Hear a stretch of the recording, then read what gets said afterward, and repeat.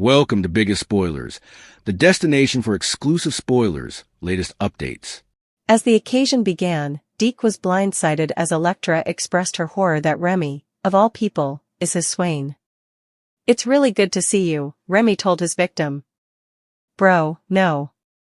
Just no. Read the room." Will was ready to submerge at Remy when an hugely confused Deke eventually asked how Elektra knew his beau. Only also did Remy's dark secret begin to come out. "What are you not telling me?" Remy's secret comes out at last. Remy explained to Deke that he and Elektra had been besties in high academy and he'd moved to LA to be near her. Nuh-uh, that wasn't the part that Will wanted Remy to Bobby. 2. Tell Deke how you used and traumatized Elektra, Will ordered. "I was a different person back also," Remy blubbed. When Remy's account of what had occurred was unequivocal enough, Elektra, Ivy and Katie filled in the blanks, making it clear to Deke that his honey had released fake buff of the jewelry developer on the internet. "I didn't want to lose her," Remy cried. He wanted to get her other musketeers to turn their tails on her, so he could be her only one. Remy's secret comes out at last. Remy explained to Deke that he and Elektra had been besties in high academy and he'd moved to LA to be near her. Nuh-uh, that wasn't the part that Will wanted Remy to Bobby. 2. Tell Deke how you used and traumatized Elektra, Will ordered. "I was a different person back also," Remy blubbed. When Remy's account of what had occurred was unequivocal enough, Elektra, Ivy and Katie filled in the blanks, making it clear to Deke that his honey had released fake buff of the jewelry developer on the internet. "I didn't want to lose her," Remy cried. He wanted to get her other musketeers to turn their tails on her, so he could be her only one. On the else side, Remy tried to say, Elektra left for LA because of his conduct, and hey, that had worked out enough. Well, hadn't it? Yeah, no. That diversion was gone not cut it. She also reminded Remy that when she'd set up the snooper wall in his apartment, he'd chased her like an beast. In other words, as we'll put it to Deke, Remy's not the person you suppose. Further Bold and Beautiful Skulk Peep videotape. Brooke ordered the recap special at Il Giardino. Brooke told Deacon that she was there to check on him and talk about the Hop marriage. When she picked that he was allowing of reuniting with Sheila, she heaved, "Cleric, no." Why? Brooke also reminded him that his woman had prevaricated to him. So how on earth could he take her back? Taylor, he said, adding that she'd, stirred commodity in him. When Brooke pushed, Deacon shoved back, directly speaking, and claimed that Sheila was what he wanted, indeed if that meant he'd soon be given the third degree by Deke and Hope.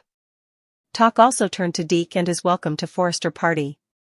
Sheila awkwardly thanked Taylor in Taylor's office. She was detracted from streamlining her notes on Deacon with daydreams about her case. Just also, in walked Sheila like she possessed the place. "Cleric came home," she said, "and it's all because of you." She wasn't looking for sapience into her hubby, she just wanted to thank Taylor for taking her marriage in her able-minding hands. "It's relatively apparent that you made an impact on Deacon." Whatever Deacon chose, that was his choice, Taylor claimed. Nonetheless, Sheila wasn't done toadying each over the shrink she only lately hovered to murder. She went on to blather about how sexy her hubby is a bona fide catch, and admit that she'd bothered he'd turned to someone differently. In turn, Taylor comforted Sheila that Deacon adored her. Remy contended for forgiveness in the occasion's final moments. Sheila told Taylor she'd have to be on her stylish jest from then on out. And this time she meant it. Sure, January. At the same time, Cleric and Brooke recapitulated how Deke had gotten the gig at Forrester on his own graces, not because he's Hope's family. Yes, we know. Before Brooke left the cafe, she got in one last crack about how she'd hoped Taylor would make Deacon see that there are other women out there. Oh, judging from his and Taylor's his and hers daydreams about one another, it's safe to say that the croaker opened his eyes to different possibilities. The tearful Remy admitted that he did what Ivy and company said he did. "But I was floundering with who I was back also I was going through some kind of breakdown," he suggested. "I'm so sorry, Elektra. Just please hear me out." "Nah, nothing was gone, nah do that. All I want is a alternate chance," he told Elektra. Can you look into that big heart and forgive me? I'm soliciting you. Perhaps it's just the way Christian Weissman is playing it, but isn't it weirdly easier to feel sorry for Remy than it's ever been for Luna? Also again, he didn't murder 2 people and engage in a daycare shootout. The bold and the beautiful spoilers for the week of November suggest some curveballs. Suckers can anticipate Deke Sharp to be frightened by his nuts history. Beth Spencer banishes Sheila Carter Sharp from her parents' marriage. Plus, Deacon Sharp faces another tough choice. Keep reading and let's talk about what's coming up in the CBS Cleaner pieces. Deke Sharp's discovery. Let's launch off with Deke, who'll have introduced Remy Price at work. Now, Remy knew this wasn't going to go over well, but was hoping for the stylish. It doesn't go easily, and it seems Electra Forrester informs Deke about Remy's history. In a daily exercise clip, we see Deke and Remy at the apartment. The developer tells his nut that his conduct against Electra were crazed. Blubbing, Remy begs Deke not to leave him or judge him for his once conduct. Still, Deke could be put in the position where he has to choose between Remy and Forrester Creations. Beth Spencer banishes over with Pounds. They're busy getting ready to marry formally again. Beth is just the happiest and is so agitated to marry her parents again. In any case, Beth starts making demands. The golden commentary that she doesn't want that lady at Hope Logan and Liam Spencer's marriage. That's when Liam pushes her to open up, and Beth explains it's Sheila. Of course, Hope and Liam understand why Beth doesn't want Sheila at the marriage. So, that means Hope will need to talk to her father. Deacon Sharp's heart torn. The bold and the beautiful spoilers for the week of November 3rd reveal that Deacon will try to explain the marriage situation to his woman. Still, she insists on being there just because she's Deacon's woman. And the bridegroom's mammy. Cleric will have to explain that if they don't want her there, also she needs to admire that. What are the chances Sheila attends anyway, maybe in disguise or hiding out? Will she see Deacon get a bit too close to Taylor Hayes? Luna Nozawa's baby fate. As for Luna Nozawa, she'll still be in captivity. Still, she probably has some further plans in place to get out of captivity. What does this mean for Will Spencer, Electra, Bill Spencer, and Katie Logan? Which plot are you looking forward to seeing the most during the week of November 3rd, 2025? In the world of the bold and the beautiful, goodbyes are rarely simple. They are seismic events, tectonic shifts in the emotional landscape of Los Angeles that send ripples through families, corporations, and fragile alliances for months, sometimes years, to come. A departure is never just a character leaving town, it is a statement, a condemnation, a surrender, or a strategic retreat that redefines the battlefield for those left behind. The impending exit of Dr. Taylor Hayes, a cornerstone of the Forrester dynasty and a woman whose heart has been both a bastion of compassion and a casualty of relentless turmoil, promises to be one of such monumental significance. Her farewell, punctuated by a devastating, 6-word pronouncement to Deacon Sharp, will serve as a baptism of fire for the new, uneasy order taking root in L.A., an order where lines are drawn not in sand, but in the ashes of burned bridges. The unbearable weight of peace, Taylor's breaking point. To understand the gravity of Taylor's decision to leave, one must first appreciate the profound exhaustion that has settled deep within her soul. Taylor Hayes is a woman who has fought countless battles. She has fought for her family, for her marriage to Ridge Forrester, for her children's happiness, and for her own sanity amidst a circus of betrayals and resurrections. For years, her life has been a relentless roller coaster where the highest highs of romantic reunion were invariably followed by the lowest lows of being cast aside for Brooke Logan. Her most recent reconciliation with Ridge was born from a place of hope, a belief that perhaps, after all the chaos, they had finally earned a lasting peace. They were the mature, stable couple, the logical endgame after a lifetime of drama. They were to be a testament to the idea that true love could, in fact, conquer all. But this peace was built on a foundation that was already cracked. The constant, low-grade hum of bridge history, the knowledge that Brooke was never truly out of the picture, and Ridge's own mercurial heart made their harmony a fragile illusion. The final straw, however, was not merely Brooke's presence, but the shocking, unthinkable normalization of Sheila Carter. Sheila, the woman who shot Taylor and left her for dead, the embodiment of pure, unadulterated evil in Taylor's world, was no longer a lurking monster on the fringe. Through her marriage to Deacon Sharp, Hope's father, Sheila had been granted a shocking level of access and, in some twisted way, a semblance of acceptance. She was no longer just a threat, she was a guest at family gatherings, a topic of dinner conversation, a problem to be managed rather than a predator to be exiled. For Taylor, this is an unbearable betrayal of reality. Every time Sheila's name is mentioned without immediate condemnation, every time Deacon advocates for his wife's redemption, it feels like a personal violation. It invalidates her trauma. It makes a mockery of the bullet she survived. To see Ridge, the man she loves, operating in a world where Sheila is tolerated, even from a distance, is a poison that slowly erodes her spirit. It forces her to confront a painful truth: the man she loves exists in a moral universe that has become fundamentally incompatible with her own. Her peace was not shattered by a single, dramatic event, but by 1,000 tiny paper cuts of compromise and acquiescence. The weight of this cognitive dissonance, loving a man who coexists in a world that includes her would-be murderer, has become too heavy to bear. Leaving is not an act of drama, it is an act of psychological self-preservation. The confrontation, Deacon Sharp and the unbridgeable chasm. It is in this state of profound disillusionment that Taylor seeks out Deacon Sharp. Their meeting is not a casual encounter, it is a deliberate, necessary step in her process of cutting ties.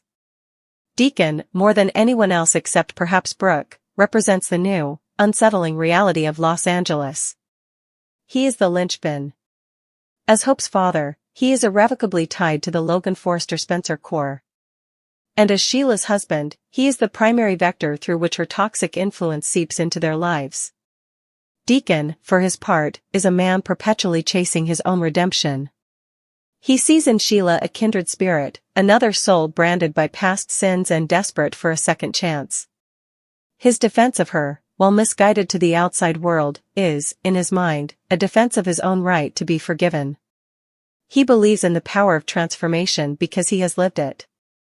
When Taylor confronts him, he will likely be in a defensive posture, ready to argue his wife's case, to list the small ways Sheila has been on good behavior, to plead for the patience and understanding he himself was once granted. But Taylor is in no mood for debates on the nature of redemption. She is not there to relitigate Sheila's crimes or Deacon's life choices. Her purpose is declarative, final.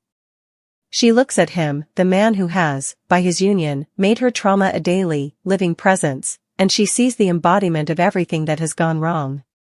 The conversation will be charged with this unspoken history. Taylor will not need to recount the shooting, it will hang in the air between them, a ghost at the feast. She may speak of Hope's safety, of the constant fear that Sheila's seemingly calm exterior is merely the prelude to another violent storm.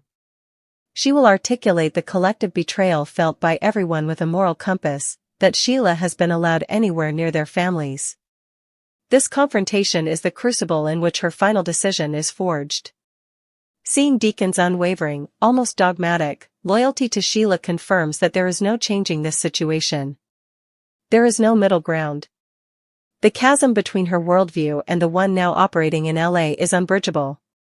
And so, having said her piece, having looked the problem in the eye one last time, she delivers her verdict. It is not a long, emotional soliloquy. It is a surgical strike, 6 words so loaded with finality and contempt that they will echo in Deacon's mind long after she is gone. The 6 words, a prophecy of impending doom. While the exact 6 words remain a spoiler secret, their thematic resonance can be powerfully imagined based on Taylor's character and her history. They would not be a plea or a wish for well-being. They would be a stark, prophetic warning, a curse, or a statement of absolute truth. Let us explore 3 potent possibilities, each carrying the weight to reshape the narrative. Possibility 1, the prophetic condemnation: she will destroy you, Deacon. Goodbye. This statement is a classic Taylor Hayes pronouncement. It blends her professional insight as a psychiatrist with her personal vendetta. It is not an expression of anger, but of cold, clinical certainty. In these 6 words, she absolves herself of any future responsibility for the carnage she knows is coming. She is the doctor diagnosing a terminal illness. She sees the pathological patterns in Sheila that Deacon, blinded by love and his own need for validation, refuses to see. The goodbye at the end is not for Deacon's benefit, but for her own. It is the period at the end of the sentence, the closing of the file. She has warned him, and now she is removing herself from the blast radius. This leaves Deacon with a chilling seed of doubt that will inevitably grow as future conflicts with Sheila arise. Possibility 2, the moral severance, you are as lost as she is. This is a more personal attack, one that strikes at the very core of Deacon's hard-won identity. For years, Deacon has fought to shed his conman past and be seen as a respectable father and grandfather. By equating him with Sheila, Taylor is utterly obliterating that progress. She is declaring that his choice to bind his life to a known killer has retroactively corrupted his own soul in her eyes. He is no longer a flawed man trying to do better, he is an accomplice, an enabler, someone who has willingly climbed into the moral abyss with Sheila. This statement is designed not just to warn, but to wound. It severs any remaining thread of camaraderie or respect between them. It tells him that in her eyes, his redemption is null and void. Possibility 3, the self-freeing declaration, I will not die for your delusion. This is perhaps the most powerful and modern interpretation, positioning Taylor's exit as a triumphant act of self-care. It directly references her near-death experience at Sheila's hands. She is stating, in no uncertain terms, that she will no longer remain in a situation that forces her to emotionally and psychologically relive that trauma. Deacon's marriage to Sheila is, in her view, a delusion, a dangerous fantasy that he and others are indulging. By staying, she would be sacrificing her mental peace for his faulty reality. This statement is not about Deacon's fate, but about her own survival. It is a powerful message that prioritizing one's own well-being in the face of toxicity is not cowardice, but courage. It reframes her departure from running away to walking tall toward her own salvation. Whatever the exact 6 words, their impact is guaranteed to be devastating. They will land on Deacon not as mere words, but as a judgment. In that moment, he will not see a bitter ex-lover, but a prophet of his own impending ruin. The ripple effect, a city reshaped by an absence. Taylor's departure is a vacuum, and nature, especially in the dramatic ecosystem of Los Angeles, abhors a vacuum. Her absence will send shockwaves through every major relationship on the canvas. On Ridge Forrester, this will be the most profound and immediate impact. Ridge will be left utterly unmoored. For decades, his life has been a pendulum swinging between Brooke and Taylor. With Taylor gone, the pendulum stops. The safe harbor he always counted on has voluntarily sailed away. He will be forced to confront the consequences of his own passivity and moral flexibility regarding Sheila. His grief will be compounded by a staggering guilt. He will know, in his heart, that his inability to fully condemn the woman who shot the woman he claimed to love is what ultimately drove Taylor away. This could send him spiraling, potentially into a deeper, more codependent relationship with Brooke, or into a self-destructive tailspin that leaves him isolated and regretful. On Brooke Logan, Brooke's reaction will be a complex cocktail of emotions. On one hand, her eternal rival is gone, removing the primary obstacle to her uninterrupted union with Ridge. There will be a sense of victory, however unspoken. But on the other hand, Brooke is not the same woman she was a decade ago. She has matured. She may feel a pang of sympathy, understanding the unique horror Taylor has faced with Sheila. More pragmatically, she will see the wreckage it leaves in Ridge and worry about the stability of their relationship when it is no longer defined by a love triangle. Without Taylor as a counterbalance, what new pressures will test Ridge? On Steffi and Thomas Forrester, for Taylor's children, this is a declaration of war against the status quo. Steffi, who has already drawn a hard, immovable line against Sheila, will feel her mother's departure as a vindication of her own stance. It will cement her resolve and likely intensify her conflict with Finn, who maintains a biological tie to Sheila. She will be furious with her father and everyone who enabled the situation that pushed her mother out. Thomas, whose own stability is perpetually delicate, could see this as a profound abandonment, potentially triggering a darker, more protective, or more volatile phase. The Forrester children will be forced to choose sides in a way they never have before, and their allegiance will firmly be with their mother. On the Sheila dynamic, ironically, Taylor's exit is both a victory and a danger for Sheila. With her most powerful and vocal opponent gone, Sheila's path to further normalization becomes easier. There is one less person to shout the truth about her from the rooftops. However, it also removes a key stabilizing force. Taylor was a contained, predictable enemy. Her departure empowers more volatile players like Steffi, who may decide that diplomatic solutions are no longer an option.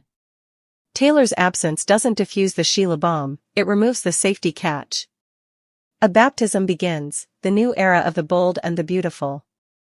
Taylor's farewell is not an ending, it is a brutal beginning. It is the baptism of LA's social landscape into a new, more dangerous era. The old rules of engagement, defined by the Brookridge-Taylor triangle, are over. A new war is brewing, with battle lines drawn not between two lovers, but between those who tolerate evil for the sake of peace and those who recognize that some evils can never be tolerated. The encouraging words in this narrative are not spoken to others, but are the silent affirmations Taylor gives herself as she chooses survival.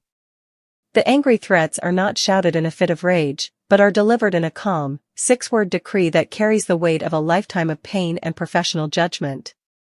As Taylor drives away from the Los Angeles skyline, she leaves behind a city on the brink. Deacon is left with a chilling prophecy ringing in his ears. Ridge is left with the hollow echo of a love he took for granted. Steffi is left with a righteous fury. And Brooke is left with a victory that feels more like a curse. The baptism by fire has commenced. The waters are not cleansing, but scalding, and the drama that rises from the steam will be more intense, more personal, and more unforgiving than ever before. The battle for the soul of Los Angeles has just entered its most critical phase, and it was ignited by 6 simple words from a woman who finally decided to save herself.